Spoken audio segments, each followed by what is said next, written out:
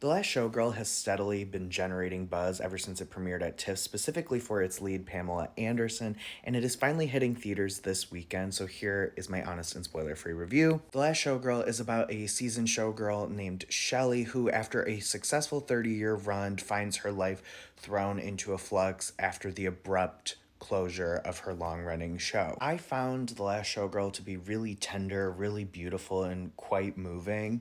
Gia Coppola really impressed me with her overall vision on this. I loved how the film was kind of shot through this like hazy, colorful, dreamlike lens, and you easily find yourself lost in this dreamlike imagery. And I really liked how it worked in tandem with like the harsh reality of what our characters are dealing with. Speaking of our characters, The Last Showgirl has my favorite ensemble of 2024 by far. By far. Jamie Lee Curtis is really good in this. I feel like she is hitting like a second stride almost after that Oscar win. She is really, really crushing it. Kiernan Shipka, who's been on a roll in 2024, is awesome in this. She does really great work here. And Brenda Song, give her a supporting actress nom. Like, she's excellent in this. This was such like a nice welcome return for her.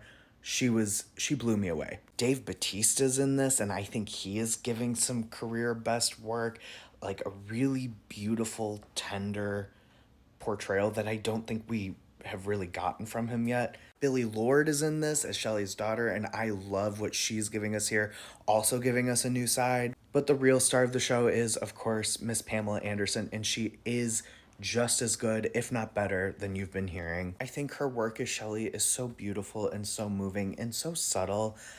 I just loved it. Shelley is, really trying to hang on to the normal she knows and not panic in the face of having to just completely restart and not knowing what that looks like. And while you feel her desperation, Pamela Anderson never makes her desperate, if that makes sense. I love this wide-eyed optimism she brings to Shelley. It's very sweet and tender and lovely to witness as we see this woman try to just like make the best out of what she has been given. She is trying so hard to pivot and trying so hard to see the best in others, the best in the world, and the best ahead of her. And while Pamela Anderson isn't afraid to let us see Shelley's messier side, there's this like steely resilience behind her that never like fully allows her to dismantle. I think 2024, we saw a lot of films that kind of pushed back at the prescribed notions we have about women and aging, specifically in show business. And I really loved how this movie